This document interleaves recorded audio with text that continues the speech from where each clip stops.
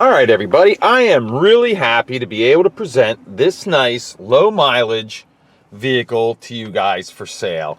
One of the reasons I'm happy is I have sold, in my career, I've mostly sold new General Motors and actually new Chevrolet vehicles. So I like when I get a really nice Chevy vehicle to offer. What this is a 2002 Chevrolet Impala. It's got a decent level of equipment. The car is just in really good shape, runs really good. I want to point out one thing. I normally talk about this in my video, so if you've watched them before, you'll see what I'm going to be talking about here in 1 second, and that is I normally start them up and they're ice cold. The only reason why this one's warmed up is because I've been driving it all day. That's how much I actually like these cars. This is the one I chose to drive. As you can see, there are not any of those annoying check engine lights. In fact, the only light on is the one that tells me the trunk is open, which is true because I have it open to show you guys, and of course the flashing one telling me to put my seatbelt on. The only thing I can think of on this car that is even slightly unusual is that on occasion, a little light will come on and it'll say low engine oil level. I can promise you there is not an oil consumption issue with this car. It does not leak oil and it's not low oil. I even went so far as to replace that switch, and for some reason the message still pops up occasionally. But it's no big deal, but I figured I'd mention it. You know, I just don't like aggravation. Okay, let's check out the power equipment that the vehicle does have. I'll go to the right rear window, down, up, right front window, down and up, swing her on around. This is your left rear window, and of course the all-important driver's window with auto down, and of course it goes up. Mirrors, let's do the power mirrors. I know they work because I used them today. So you can see up, down, in and out. Go over to this side. Oops, figure out how to use the switch. That's in, down, up. So as you can see, that works properly. The radio, I have not tried the CD player out. I don't know, is there a CD in there? I don't think so.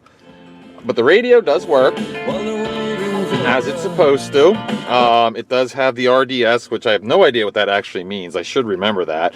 But this basically is one of those ones that catches a signal and it can like set the clock for you, pick out your favorite kind of music as you're driving along, that kind of thing. Okay, air conditioning and heat.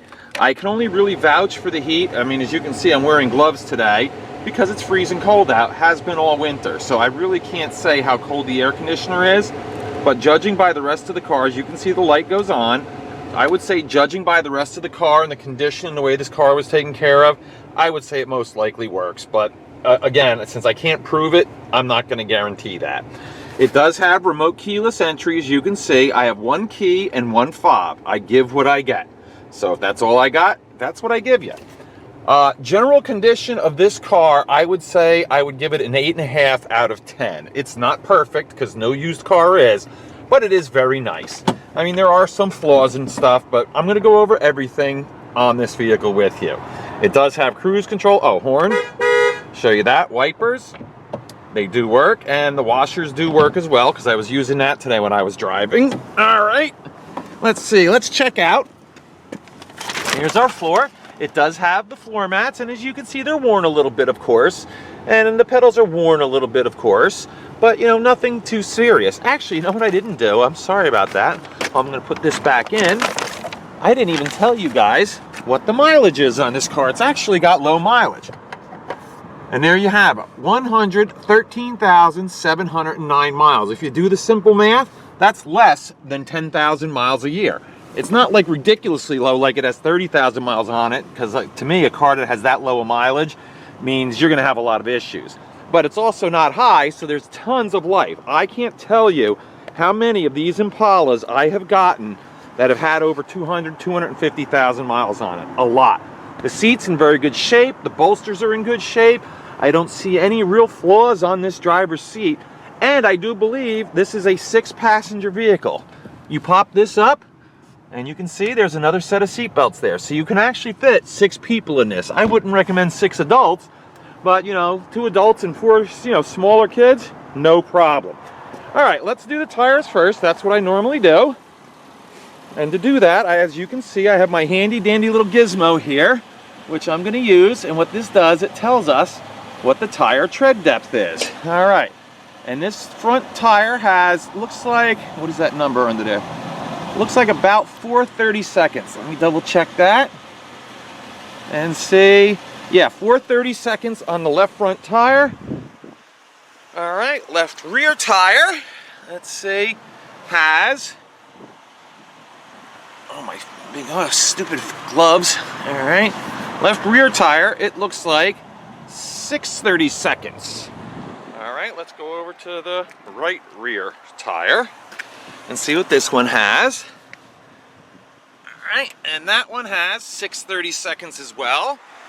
And let's do the right front tire.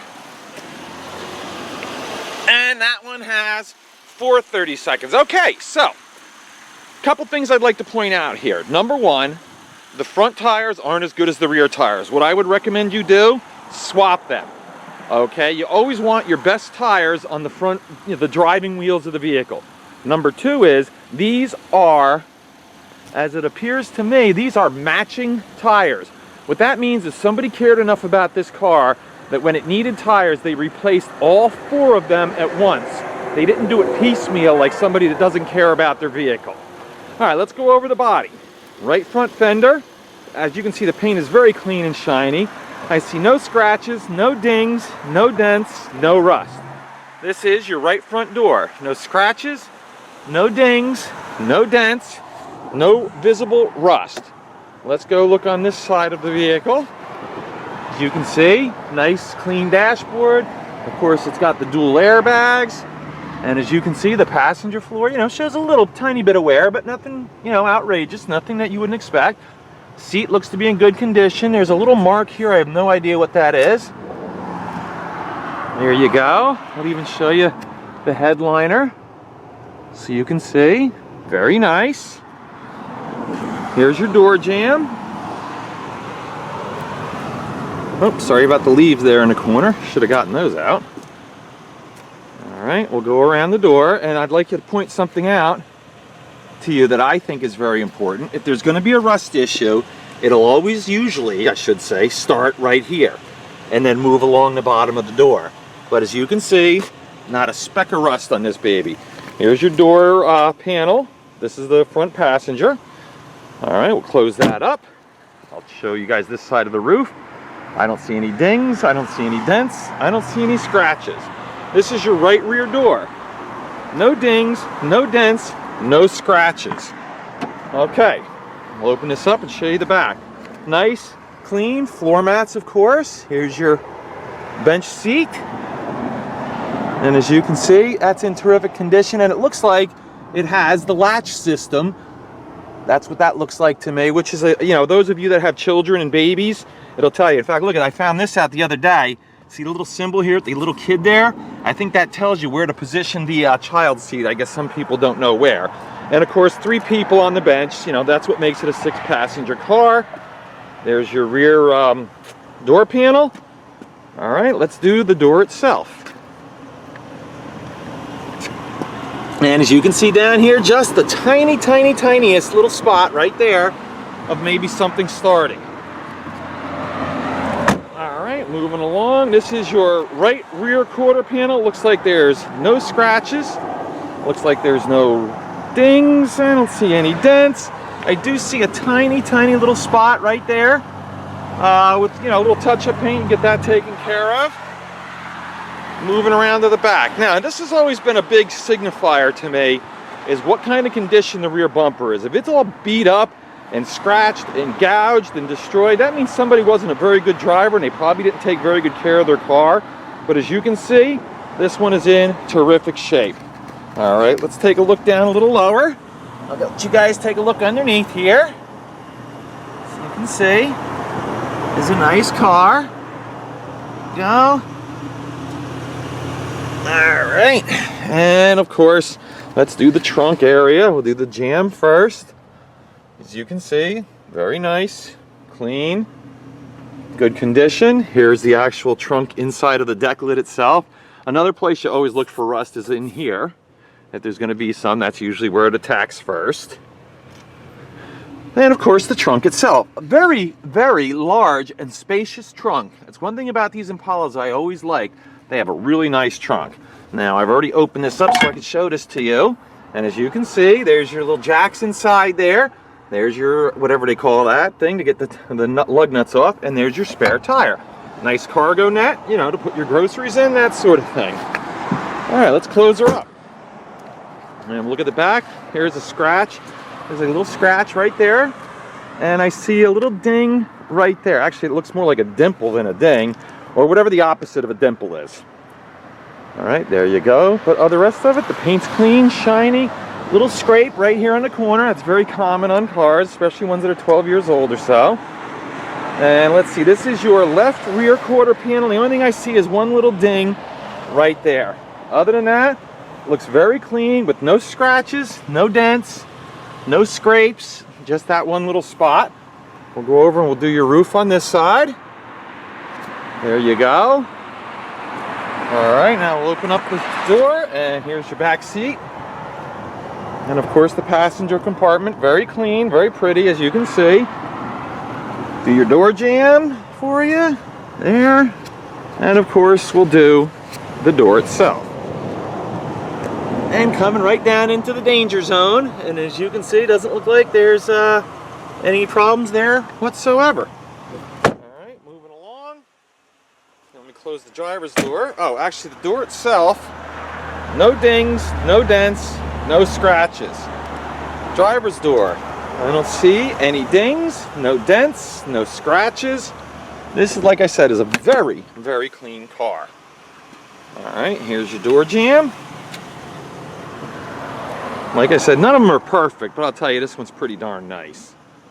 And there's your door. And again, rust-free, no issues, nothing to be concerned with on that at all. All right, this is your left front fender, and as you can see, no dings, no dents, no scratches, no rust. Moving down here, this is your front bumper. Now the only thing I see as far as a problem that might be is there's a crack right there, and I see a scrape right there. Other than that, it is in relatively decent shape. And I always like to come down low and show you guys. And we'll go under here. Under there, so you guys can see it better. Sorry. There we go. There you have it. And that's your low down view. I always like to do that just so you guys, you know, it's tough for people that live a long way away to get a good look. All right, here's your engine compartment. As you can see, very nice and clean. I do not go wild and crazy trying to clean up and dress up an engine compartment. I don't like to make it look, you know, like it's brand new, because to me that kind of maybe seems like you're trying to hide something, so I don't do that. But as you can see, this is actually in very nice condition. We'll do the inside of the hood. Right here, and again another rust-prone zone is right there, and this one's in pretty good shape. There you have it. And of course, just like any vehicle, the heart and the soul is this part right here, the engine and trans. This has the 3.4 liter fuel-injected V6. Plenty of get up and go. I know I had up to 75 miles an hour on Route 80 today. It goes nice, and it actually gets pretty decent gas mileage. Now here, I'm going to rev this up for you, and I'm going to shut up for a minute and let you guys listen.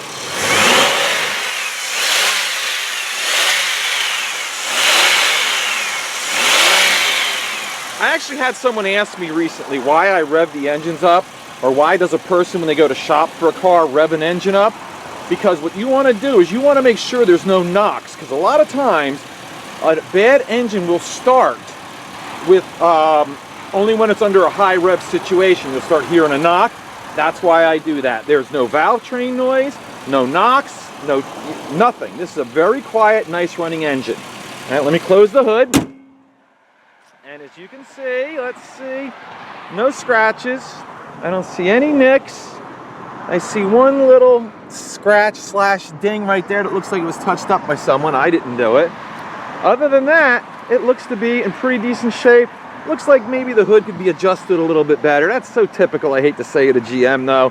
One of the things where they always lost it was like in how their fit and finish is, but that's up to you. It depends on how anal retentive you are. As you can see, the headlights are nice, they're clear, they're very bright. So this is just like a really terrific, nice car. And get this, this vehicle was just inspected before it was traded in. So you have until November of 2015 before you have to worry about getting this car inspected. That is if you live in New Jersey. If you live in other states, I don't know if our inspection will transfer over. Usually it doesn't. But at least that gives you the confidence of knowing that somebody just brought this car through the state inspection before they traded it in. All right, let's go for a ride. All right, let's take her for a ride. Start this baby up. There you go. And there we have it. Okay, this is a 4-speed automatic transmission with overdrive,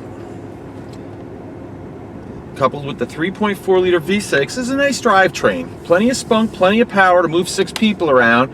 But like I said, we'll still return you pretty decent gas mileage. I don't know exactly what the EPA figures are.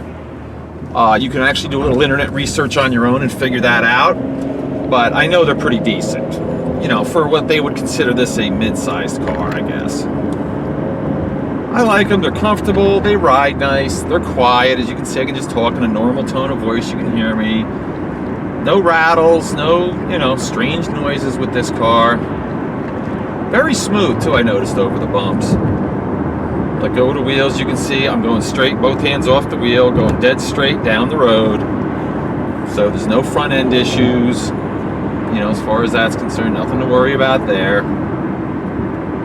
Like I said, this is just a solid performer. Just a car you can buy, maybe get 100,000 miles out of it. It's going to be relatively inexpensive for you to purchase. They're relatively inexpensive to maintain and to fix. I just saw something actually on the internet the other day that Chevrolet is one of the least expensive cars as far as repairs are concerned.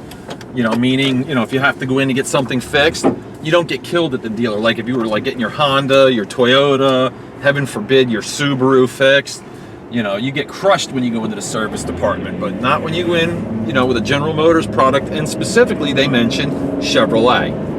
Very reasonable labor rates, very reasonable on the parts. So again, just a good all-around car to have. You need a nice family car? This is the one I would recommend to anybody.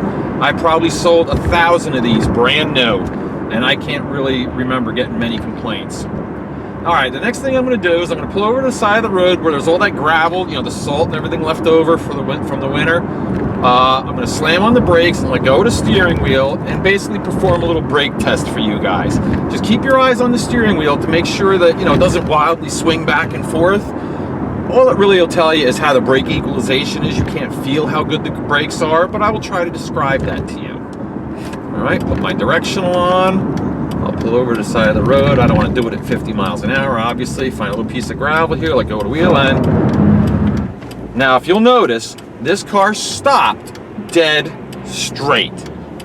Came right to a halt. Obviously, we slid a little bit because we're on gravel, but the brakes felt very good. And like I said, I've been driving this thing all day, so I know that, you know, they're very good. But again, you guys can't tell that on a video, unfortunately. All right, so let me do a little recap here, and then we'll take one last walk around the car. This is a 2002 Chevrolet Impala. It has basically low mileage because it's only 113,710 miles. Has a nice level of equipment, cruise control, which I know works because I've used it today, AM/FM CD, power mirrors, power door locks, remote keyless entry, power windows, a nice level of equipment. Not super duper loaded, it's not like leather and all that stuff, but you know what? It's got exactly what you need. Sorry about my hand getting in the way there. It's got exactly what you need, and it all works as it should. Mechanically, I can't think of a single issue with this car, and even cosmetically, you know, other than a little bit of wear items, the car is in really, really good shape. All right, let's take one last walk around so you guys can take a look and see what a nice car this actually is. In fact, I think the only thing I can think of that you might have to do to this vehicle, well, the first thing you would obviously do is you'd want to change the oil. Okay, I did not change the oil in this car, but probably by next winter, I would say, not right away, but by next winter, you might want to put a set of tires on it. Other than that, this is a good to go vehicle. I've had it checked over. I think I put front brakes in. I put a right front wheel bearing in. I put that oil level switch in. You know, did a couple of other minor things. It didn't really need much though because it was such a nice car. So basically, like I always do, if you need a nice, reliable, inexpensive 6-person car, this is the one for you, and I hope it goes to a good home. Thanks.